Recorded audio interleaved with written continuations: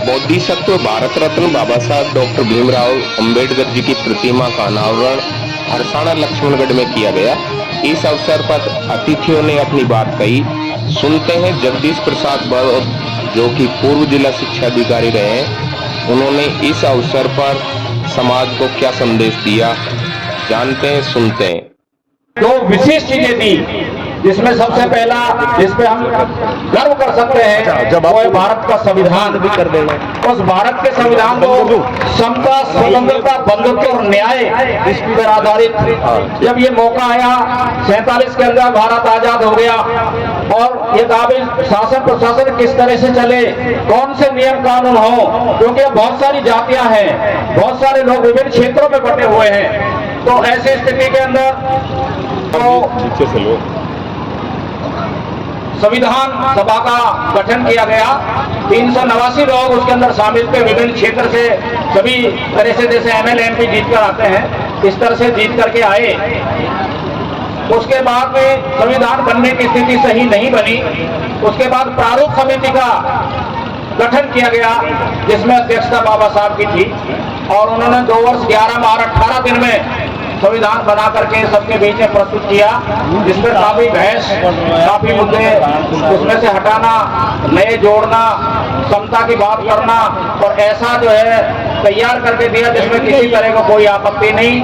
26 नवंबर 1949 को संविधान सभा में संविधान को स्वीकार किया गया कि हम सभी भारत के लोग इसको जो है अंगीकृत करते हैं, आत्मर्पित करते हैं, इसके नियम कानूनों के हिसाब से हम देश को चलने देंगे और चलाएंगे। तो ऐसा महान जो हमें संविधान बाबा साहब ने दिया और लगभग 35 सालों के अध्ययन करने के बाद उन्होंने द बुद्ध एंड धम्मा, भगवान बुद्ध और उसका धम्म दिया, क्योंकि संसार में पहले वैज्ञानिक वो है भगवान बुद्ध, जो जिनको तथागत गौतम बुद्ध कहते हैं। जैसा वो बोलते थे वैसा होता था, या ये कहें कि वो वही बोलते थे जो सत्य था। तो वो उन्होंने समता की बात की जीवन में, उनसे शिक्षा लेने के बाद ही बाबा साहब ने और समता, स्वतंत्रता, बंधुत्व और न्याय पर आधारित हमें वो संविधान दिया। उस बाबा साहब जिसको सारी दुनिया मानती है, पूरा देश उस संविधान से चलता है, जो किसी व्यक्ति विशेष का नहीं है। ऐसे महापुरुष की स्थानीय प्रशासन के द्वारा, उस नवयुग मंडल के द्वारा ऐसा विचार आया कि यहाँ पर बाबा साहब की मूर्ति होनी चाहिए। उन्होंने सही जगह का सही सदुपयोग करके और मूर्ति को लगाने का निर्णय लिया। मैं बहुत बहुत उनका आभार प्रकट करता हूं। बाकी मूर्तियां लगाने के बजाय मैं इसके ज्यादा पक्ष में भी नहीं हूं, क्योंकि बहुत सारे लोग मूर्तियां लगा लेते हैं लेकिन उनकी जो शिक्षाएं हैं उन पर नहीं चलते हैं।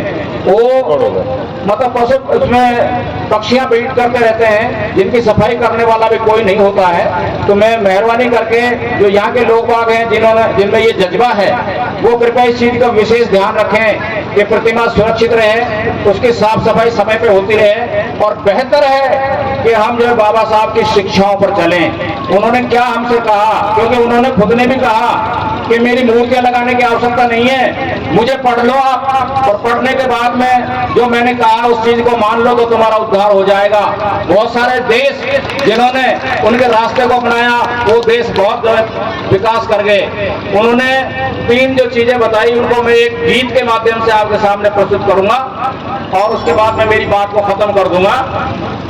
अरे शिक्षित बनो, संगठित हो, संघर्ष करो तुम मिल करके, तेरे लिए सोचित भाई को देती नियम पेड़कर। शिक्षित बनो, संगठित हो, संघर्ष करो तुम मिल करके, तेरे लिए सोचित भाई को देती नियम पेड़कर।